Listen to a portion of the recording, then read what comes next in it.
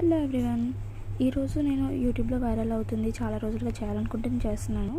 Actually క్యాండిల్తో flowers చేస్తున్నారు కదా, అది అనమాట.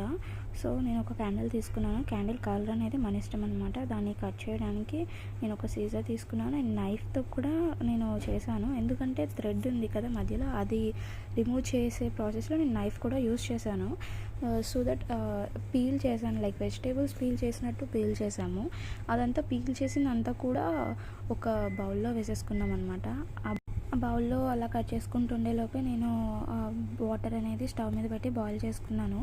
సో ఇలా పీల్ ఆఫ్ చేసేసాను అనమాట. నెక్స్ట్ వాటర్ బాయిల్ అయిన తర్వాత నేను తీసుకొచ్చి ఇందాక పీల్ ఆఫ్ చేసిన బౌల్ ఏదైతే ఉందో అదంతా తీసుకొచ్చి దీంట్లో వాటర్లో పెట్టాను. మీడియం ఫ్లేమ్లో పెట్టుకున్నాను నేను.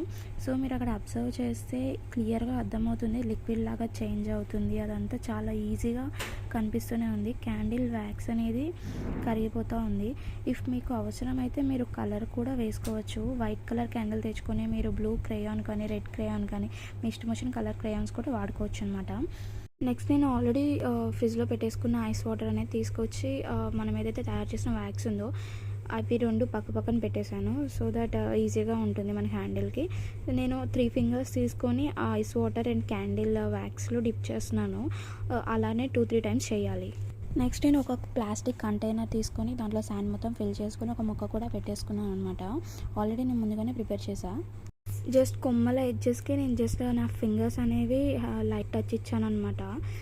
సో దట్ చూడండి ఫ్లవర్స్ ఎంత సూపర్గా వచ్చాయో. నేను హాఫ్ ఫిల్ చేశాను and this is the final one అనమాట. చూడండి అసలు ఎంత బాగా వచ్చాయో. ఎవరైనా చూస్తే నిజంగా ఆర్టిఫిషియల్ ఫ్లవర్స్ అని అనుకుంటారు. ఓకే, దాన్ని నెక్స్ట్ వీడియోలో కలుసుకుందాం. అంతవరకు బాయ్ బాయ్.